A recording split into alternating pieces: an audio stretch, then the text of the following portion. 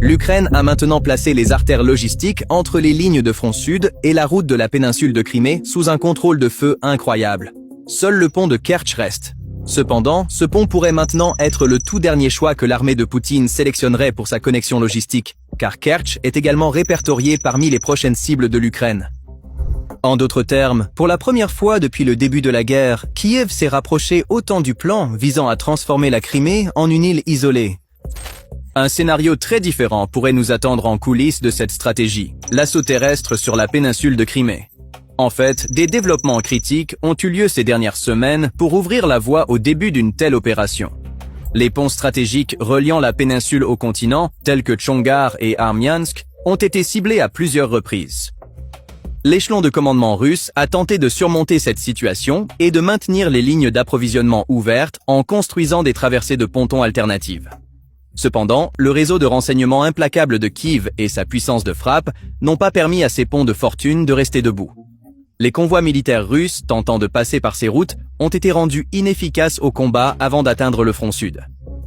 De plus, ces opérations ont été menées avec des systèmes de drones autonomes à faible coût mais d'une précision extrêmement élevée, tels que le FP2. Les plans logistiques de l'armée russe dans les zones occupées ont été littéralement rendus impuissants face au système de frappe asymétrique et rentable de l'Ukraine. Même les autoroutes utilisées par l'armée russe s'étendant de la direction de Rostov à Mariupol sont actuellement sous forte pression. Ressentant cette pression dans le sud, l'armée russe a décidé de retirer certaines de ses unités, même de la flèche de Kinburn. Le corridor s'étendant du sud à la Crimée est devenu une zone de plus en plus dangereuse pour les forces de Poutine. Ainsi, la situation à venir devient de plus en plus claire. Le navire insubmersible de Poutine en mer Noire commence maintenant à prendre l'eau. Kiev pourrait porter le coup final avec une attaque terrestre vers la Crimée. Ce plan, qui semblait impossible dans les premières années de la guerre, est désormais le centre d'attention clair des plus hauts responsables militaires et politiques de l'Ukraine. Des personnalités importantes, telles que le ministre ukrainien de la Défense Mikhailo Fedorov et le commandant des forces des systèmes sans pilote Robert Madiarovdi, donnent des signaux très forts à ce sujet.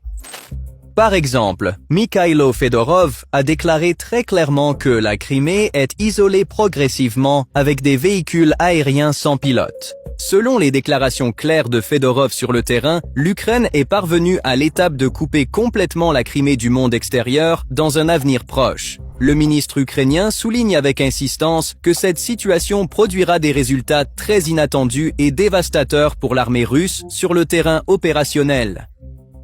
Ces déclarations sont des signes qui renforcent la possibilité d'une attaque terrestre sur la Crimée. D'autre part, le commandant des forces des systèmes sans pilote d'Ukraine, Robert Madiarovdi, en tant que l'un des principaux acteurs de cette stratégie sur le terrain, confirme le processus. Monsieur Brovdi déclare qu'après les attaques sur les centres logistiques et énergétiques de l'armée russe, les zones intouchables pour le Kremlin s'épuisent rapidement. À la lumière des données présentées par ces deux figures critiques, les phases de préparation pour une opération terrestre vers la Crimée gagnent une clarté incroyable. Maintenant, la question la plus curieuse est: comment l'Ukraine peut-elle vraiment faire cela? Bien qu'une attaque terrestre sur la Crimée ne semble plus impossible, ce sera toujours un processus très difficile et par étapes. Pour cette raison, Kiev peut saisir l'occasion de lancer une attaque terrestre sur la péninsule grâce à des préparatifs militaires depuis différentes routes. Le scénario le plus probable est que l'axe principal de l'assaut s'étende depuis le front de Zaporizhzhia à travers la ligne Melitopol et Tokmak vers le sud en direction de la côte de la mer d'Azov.